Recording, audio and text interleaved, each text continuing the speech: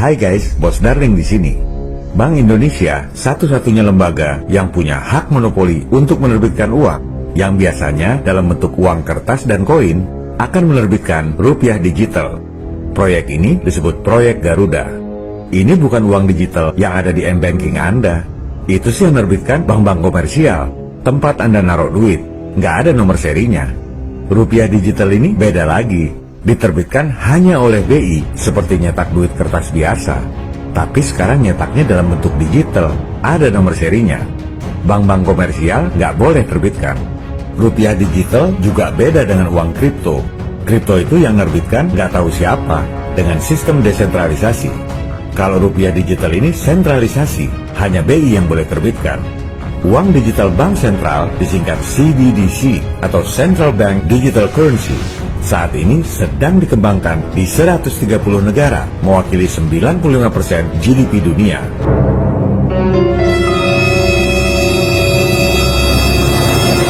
Seperti apa penerapannya?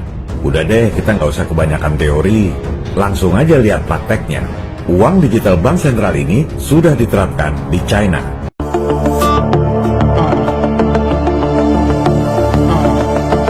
Begini cara bayar yuan digital di China. Bedanya dengan e-wallet atau m-banking, transaksi yuan digital ini nggak kena biaya. Bedanya lagi, yuan digital ada nomor serinya.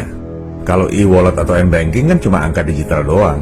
Propaganda yang dilancarkan elit keuangan global adalah CBDC merupakan arsitektur baru untuk keuangan yang super stabil. Nggak heran jika media-media dan pakar-pakar lokal langsung menggelar karpet merah uang digital ini. Karena dianggapnya badan super dunia seperti PBB, World Bank, dan IMF adalah orang-orang pinter, kaya, dan bekerja untuk kemaslahatan umat manusia di dunia. Ya seperti itulah yang diajarkan di sekolah, makanya jangan cuma pinter textbook. Padahal kalau mau berpikir sedikit aja lebih dalam, bahkan Wall Street yang sangat kapitalis pun protes. Uang digital ini bahaya untuk privasi rakyat. Kenapa? Karena BI dan CDBC Global bisa mengawasi 24 jam setiap transaksi pembelian atau transfer yang Anda lakukan. Kapan Anda transaksi, di mana, dan sama siapa secara real time. Kedua, BI dan CBDC Global bisa batalkan transaksi pembelian atau transfer Anda seketika. Karena setiap transaksi harus ada otorisasi dari mereka. Ketiga, BI dan CBDC Global bisa memaksa di mana dan kapan Anda boleh belanjakan uang Anda sendiri. Keempat, BI dan CBDC Global bisa langsung potong uang Anda untuk bayar cicilan kredit, bayar pajak, dan lain-lain. Anda nggak bisa sembunyi karena semua rekening Anda, baik di Indonesia ataupun di luar negeri, terhubung dan di bawah kontrol mereka. Kelima, BI dan CDBC Global bisa bekukan rekening Anda atau lawan politik mereka. Guys, ini benar-benar lebih kejam dari komunis. Negara-negara komunis saja nggak gitu-gitu amat mengontrol rakyatnya sampai harus setiap transaksi disetujui oleh negara. Makanya sekarang komunis China duluan terapkan uang digital.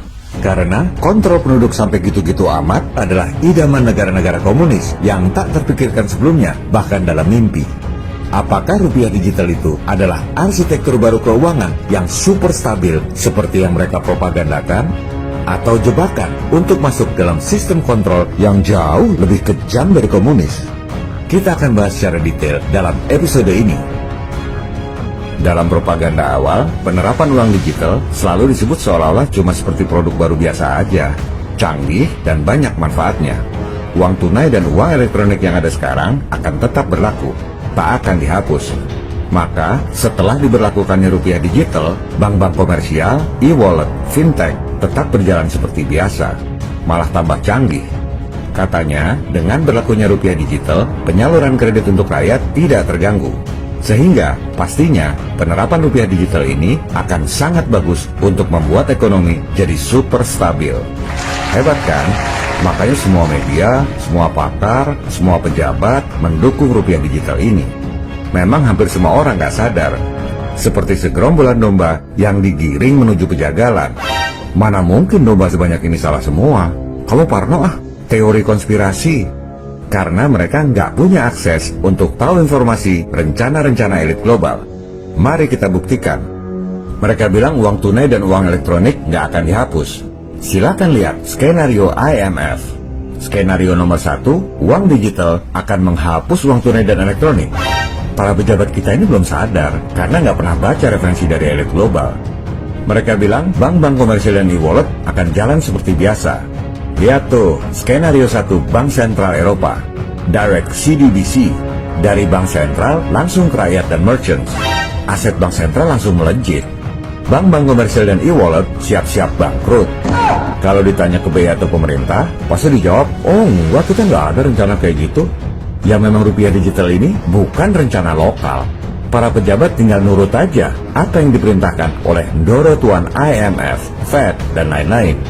Perintah elit global memang belum turun sekarang. Mereka nulis skenario terang-terangan juga orang-orang pada nggak ngerti. Mereka bilang seolah-olah penyaluran kredit rakyat akan berjalan seperti biasa.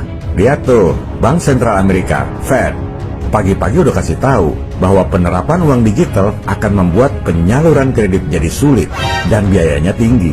Jelas rakyat akan menderita dan mereka nggak peduli.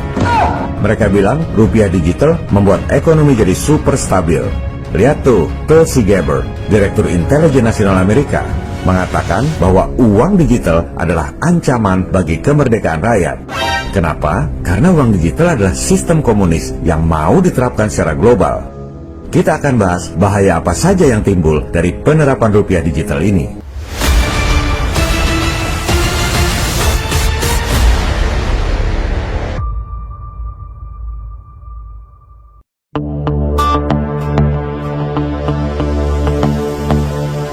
Sistem distribusi uang saat ini, Bank Sentral menerbitkan uang kartal, yaitu uang kertas dan koin disebut M0. BI kemudian mendistribusikan ke bank-bank umum. Dari situ, bank menerbitkan uang giral, yaitu giro atau uang elektronik yang ada di M-Banking dan rekening Anda, disebut M1 dan M2. Baru kemudian didistribusikan ke masyarakat. Ini namanya sistem desentralisasi. BI hanya menerbitkan uang, tapi tidak mengontrol distribusi uang.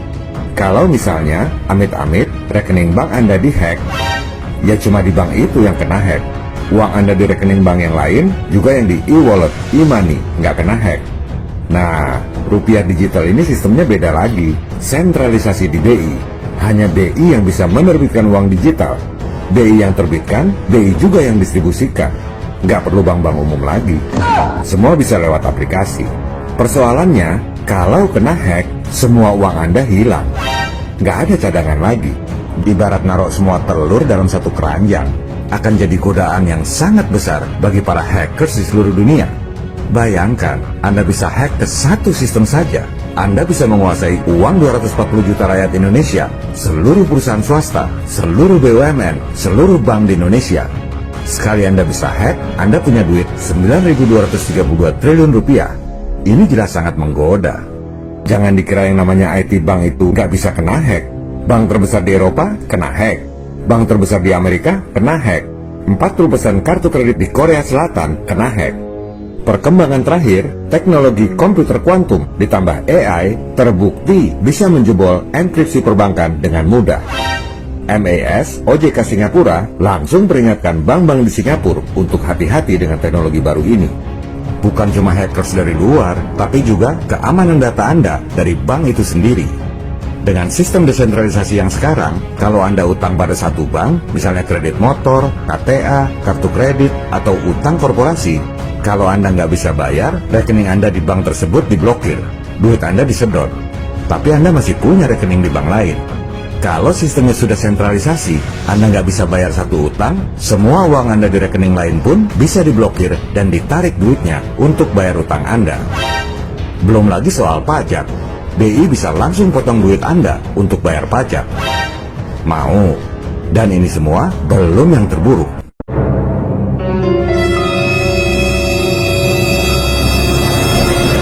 Berikut adalah cuplikan diskusi Joe Rogan, podcast paling populer di seluruh dunia, dengan Tulsi Gabbard, Direktur Intelijen Nasional Amerika, tentang uang digital adalah sistem komunis yang parah. I'm concerned about the lack of understanding that people have about the implementation of things like a digital currency that is centralized, that's controlled by the government, Right. that scares the shit out of me. Absolutely. Because that's what and Maxine Waters, who has been promoting this, said that we need this to compete with China, which is so crazy. Yeah. It's like saying we need communism to compete with communism. Exactly. Because that's what it is. Yeah. If you want to compete with communists, you have to be a communist. Like what? Yeah. Like digital currency that's centralized by the state is terrifying because they'll connect it to a social credit score system. Yeah. If they connect it to a social credit score system, Tulsi Gabbard, I don't like what you said on the Joe Rogan Experience. We're going to go and eliminate your ability to fly. Right. You can't fly. You can't travel. You can't buy gas anymore. Yep. Which is what they do in China. Anda dengar sendiri kan, uang digital adalah sistem komunis yang sangat mengerikan. Dan apa yang dikatakan Joe Rogan, semuanya diiyakan oleh Tulsi Gabbard, Direktur Intelijen Nasional Amerika. Rogan sangat prihatin, kebanyakan orang belum sadar bahayanya sistem komunis lewat uang digital ini. Mari kita perjelas apa saja bahayanya. Pertama, BI dan CBDC Global memata-matai setiap transaksi Anda setiap saat. Anda bayar beli baju, diawasi. Beli minum, harus persetujuan BI dulu. Bayar uang sekolah, persetujuan dulu. Begitu juga transfer dana yang sifatnya sangat privasi. Dana taktis pemerintah, dana taktis DPR, transaksi politik, uang pelicin bisnis, semua langsung ketahuan. Transaksi bisa disetujui, bisa juga ditolak. Dan Anda nggak ada pilihan, uang tunai nggak ada, uang elektronik M-Banking yang nggak ada nomor serinya bakal dihapus. Kripto pada saatnya nanti akan dimatikan. Gampang kok matikan kripto. Mau tahu caranya?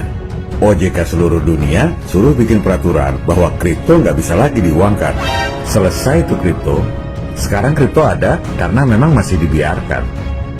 Kedua, BI dan CBDC Global bisa mengatur perilaku rakyat. Kalau mereka pengen Anda belanja, rupiah digital bisa dikasih tanggal kadaluarsa. Ini terjadi di China. Yuan digital ada yang dikasih tanggal kadaluarsa. Mau nggak mau Anda harus belanja. Bisa juga sebaliknya, untuk mengurangi Anda belanja. Misalnya, bensin lagi langka, maka bisa disetel, Anda cuma bisa beli bensin di hari Jumat misalnya. Hari lain nggak bisa. Ketiga, mereka bisa auto-debit dana dari rekening Anda. Semua dana simpanan, tabungan, deposito, giro, langsung terhubung dengan BI. Misalnya Anda nggak bayar cicilan kredit, langsung auto-debit dari rekening manapun yang Anda punya. Bayar denda, langsung auto-debit. Yang ngeri bayar pajak, langsung auto-debit sesuai perhitungan mereka sendiri. Kalau Anda komplain untuk minta pengembalian kelebihan bayar, susahnya setengah mati. Keempat, pembungkaman dengan blokir rekening. Seperti yang disampaikan Joe Rogan tadi, Anda komen di medsos, tampil di podcast, bikin artikel atau video yang isinya melawan kebijakan mereka, Anda bisa langsung dibatasi, nggak bisa bayar tiket perjalanan misalnya, atau bahkan pemblokiran rekening. Jangan dikira nggak bakal terjadi. Tahun 2022, Perdana Menteri Kanada membekukan ribuan rekening pendemo yang menuntut dibukanya lockdown. Dan yang lebih mengerikan, pengawasan uang Anda bukan cuma di rekening Indonesia, tapi juga rekening Anda di seluruh dunia.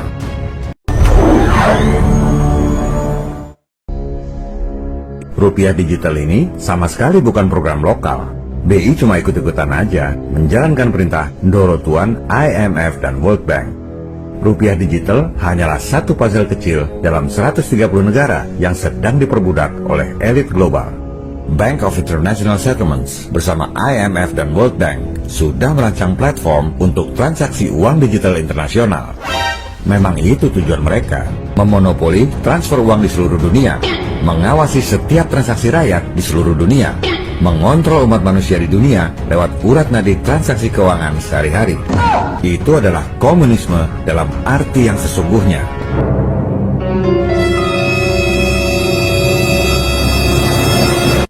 Orang Indonesia itu kalau ngomong komunis, pikirannya China melulu. Komunis China itu udah sibuk ngurus rakyat yang begitu banyak. Yang mau menerapkan sistem komunis di seluruh dunia bukan China, melainkan elit global. Nanti IQ Congkok protes lagi. Mana mungkin negara-negara kapitalis menerapkan sistem komunis di seluruh dunia? Teori konspirasi. Teori ndasmu. Ini fakta konspirasi. Mari kita bahas bukti-bukti kredibel yang tak terbantahkan bahwa komunis itu diciptakan oleh kapitalis Illuminati.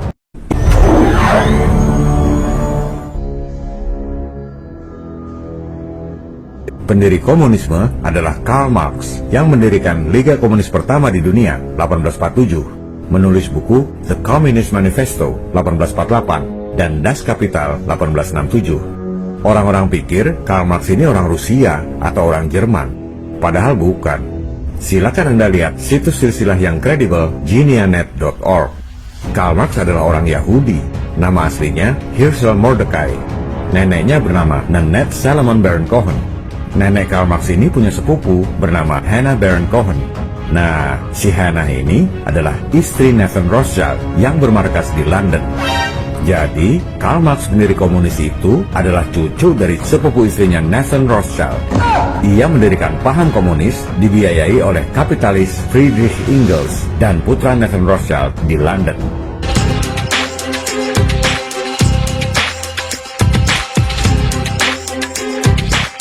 Itu adalah bukti genealogi. Sekarang kita lihat bukti TKP. Bahasa Jawanya locus delicti, tempat kejadian perkara. Karl Marx mendirikan Liga Komunis pertama di dunia. Di mana? Jerman Timur, Rusia?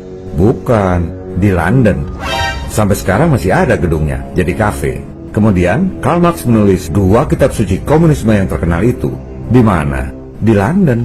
Selama mendirikan komunisme, ia tinggal di London, markas Nathan Rothschild. Tempat dia tinggal masih ada sampai sekarang, dikasih plakat lagi. Ia mendirikan paham komunis itu dipandu oleh Friedrich Engels, agen Illuminati. Ini bukan rahasia, di Amazon aja ditulis, Engels adalah Freemason. Ajaran-ajaran komunis itu sebenarnya mengambil dari ideologi Illuminati. Akhirnya, Karl Marx wafat. Dikuburnya di mana? Di London, bos. Karl Marx itu seumur-umur nggak pernah nginjek negara-negara yang kemudian jadi komunis. Mestinya sekalian ditulis, komunis, made in London, founded by Illuminati.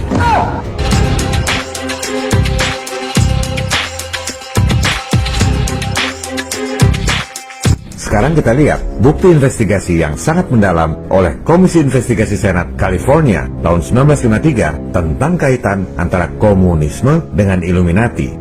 Ini adalah info yang sangat langka dan mahal.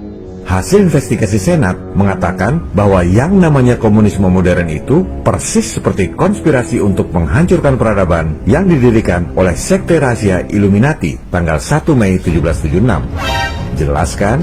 Memang konspirasi, tapi fakta konspirasi, bukan teori konspirasi.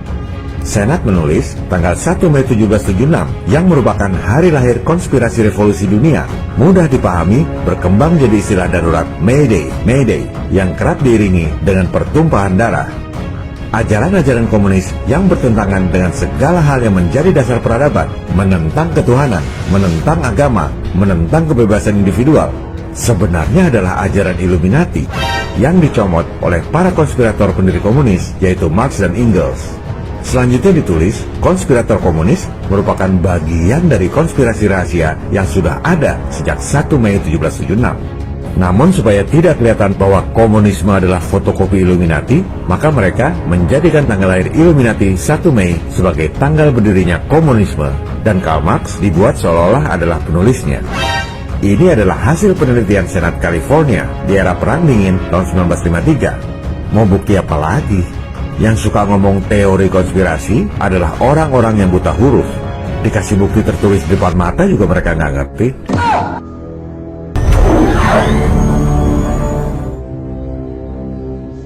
Jadi jangan heran kalau elit global yang bajunya kapitalis itu hatinya biang komunis. Rupiah digital adalah tiket menuju tirani komunisme global. Sebagian media mainstream yang dimiliki oleh elit global sudah mulai sadar. Seperti yang dikemukakan oleh Sky News. They can take the cash directly from your account. But if you go to a meeting for the wrong political cause, you could have all your money frozen, for example. Maybe you put something on social media that's deemed unacceptable. Well, it could be more than just your Facebook account that's stopped. A central bank digital currency is the ultimate tool of control. Forbes adalah salah satu media yang bisa dibilang paling elit. Chief editornya, Steve Forbes, sadar dan memperingatkan kita bahayanya uang digital bank sentral. The Federal Reserve is considering a digital dollar. The implications for privacy and freedom are frightening. CBDCs would give officials a powerful tool of control and manipulation. Digital cash systems would be a hacker's delight. The treasure trove of data governments would have on every aspect of your life would be breached. Congress should immediately hold hearings on the subject of central bank digital cash and ban the Fed from creating a digital dollar. Government digital cash is a formula for tyranny. Segera sebarkan video ini ke teman-teman wartawan dan pemret. Jangan mentang-mentang teknologi baru dibikin oleh elit keuangan global langsung memuja-muja setinggi langit tanpa sadar akibatnya apa. Semoga awak media segera sadar dan membela rakyat Indonesia.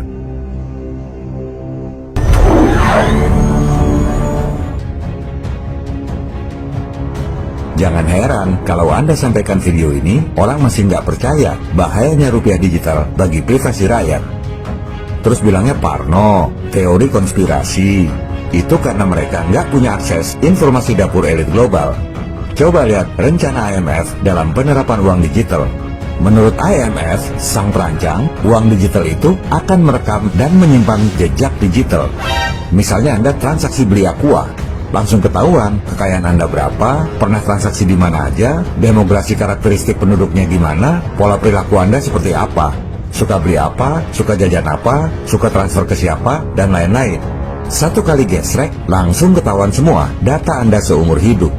Propaganda BI seolah-olah rupiah digital sudah memenuhi kriteria privasi. Sementara IMF bilang teknologi tak bisa jamin privasi. Bahkan transaksi anonimus pun bisa diidentifikasi kembali sehingga ketahuan data aslinya. IMF ini bandit, bankster, tapi masih lebih jujur cerita masalah ketimbang BI. Elit lokal ini memang lebih parah dari elit global.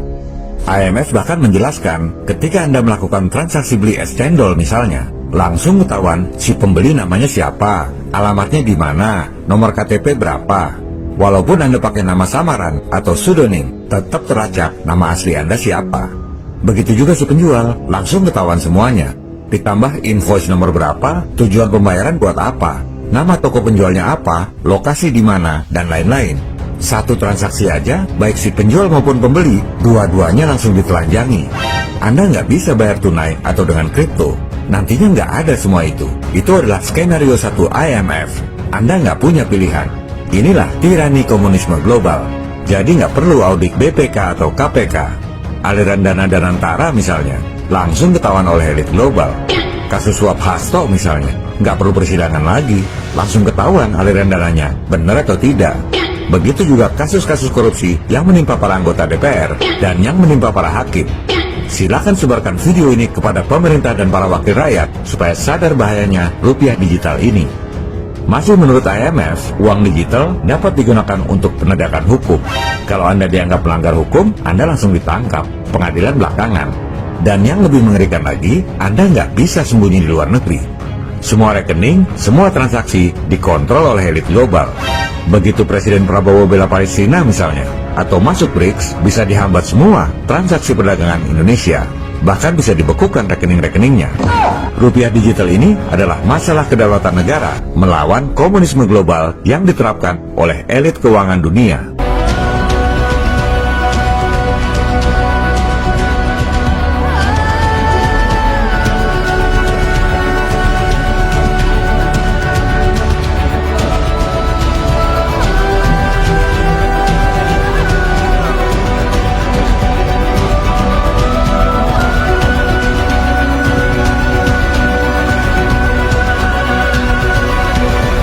Saya bukan cuma cerita dampak bahaya rupiah digital dengan sedemikian detail disertai bukti-bukti yang tak terbantahkan yang belum pernah diungkap di Indonesia bahkan di luar negeri. Melainkan saya sampaikan juga solusinya, yaitu regulasi untuk menolak rupiah digital seperti yang dilakukan oleh masyarakat yang sadar di negara-negara maju. Video ini bukanlah video hiburan sekedar untuk pengetahuan. Video ini dibuat untuk membangkitkan kesadaran dan berjuang bersama melawan kezaliman global, konsisten dari sejak episode 1 dulu. Oleh sebab itu, jangan hanya menonton saja. Sebarkan link video ini ke pemerintah dan DPR untuk membuat regulasi penolakan penerapan rupiah digital. Mari kita berjuang bersama melawan tipu daya segelintir elit yang hendak memperbudak seluruh umat manusia lain di dunia. Sebagaimana dikatakan dalam Al-Quran, Tuhan tidak akan mengubah nasib suatu kaum sebelum mereka mengubah keadaan mereka sendiri. Dan sebagaimana yang dikatakan dalam Alkitab, lihat, aku mengutus kamu seperti domba ke tengah-tengah serigala. Sebab itu, hendaklah kamu cerdik seperti ular dan tulus seperti merpati. Viva Republik Indonesia, salam people power.